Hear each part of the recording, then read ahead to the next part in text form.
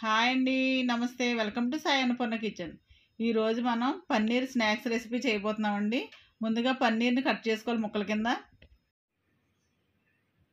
ఇలా ఇంత size pieces కింద కట్ చేసుకోవాలండి. పన్నీర్ ముక్కలు కట్ చేశాక ఆనియన్స్ కూడా ఇలా కట్ చేసుకొని ఒక పెద్ద సైజు 2 ఉల్లిపాయలు తీసుకొని ముక్కల కింద కట్ చేసుకొని ఇలా తీసి పెట్టుకోవాలండి. అలాగే ఒక 3 పచ్చిమిరపకాయలు ఇలా చీరికల కింద చీరుకొని పెట్టుకోవాలి. అలాగే కొంచెం కొత్తిమీర కూడా ఇలా కట్ చేసుకొని పెట్టుకుందాం. అలాగే అల్లం ముక్కలు కూడా చిన్న చిన్న ముక్కల కింద కట్ చేసుకుని ఇలా పెట్టుకోవాలి. అలాగే ఎల్లుల్లిపాయలు కూడా ఇలా కట్ చేసుకొని చిన్న చిన్న ముక్కల కింద పెట్టుకుందాం. తర్వాత క్యారెట్ కూడా 2 చిన్న సైజు తీసుకొని ఇలా ముక్కల కింద కట్ చేసుకొని పెట్టుకోవాలండి. స్టవ్ వెలిగించి మూగుడు పెట్టుకోవాలండి. కొద్దిగా ఆయిల్ వేసుకుందాం.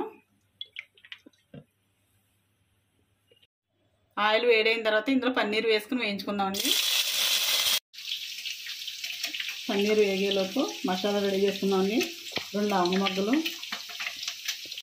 కొద్దిగా జీలకర్ర, 1 స్పూన్ ధనియాలు కూడా వేసి పౌడర్ చేసుకుందామండి. ఇలా పన్నీర్ వేగిపోయిన తర్వాత తీసి పక్కన పెట్టుకుందామండి. ఇదే ఆయిల్లో వెల్లుల్లిపాయలు, కట్ చేసిన వెల్లుల్లిపాయలు, అల్లం వేసుకోవాలండి. అలాగే కట్ చేసిన పచ్చిమిర్చి కూడా వేసుకోవాలి.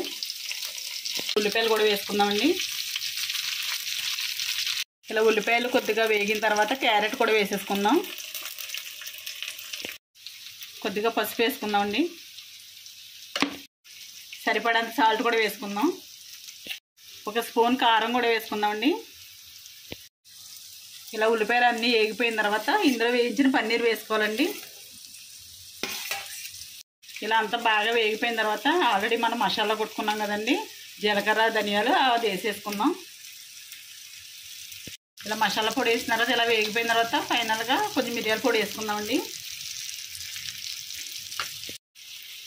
ఇలా వేగిపోయిన తర్వాత ఫైనల్గా కొత్తిమీర కూడా వేసుకొని దించేసుకోవడమండి.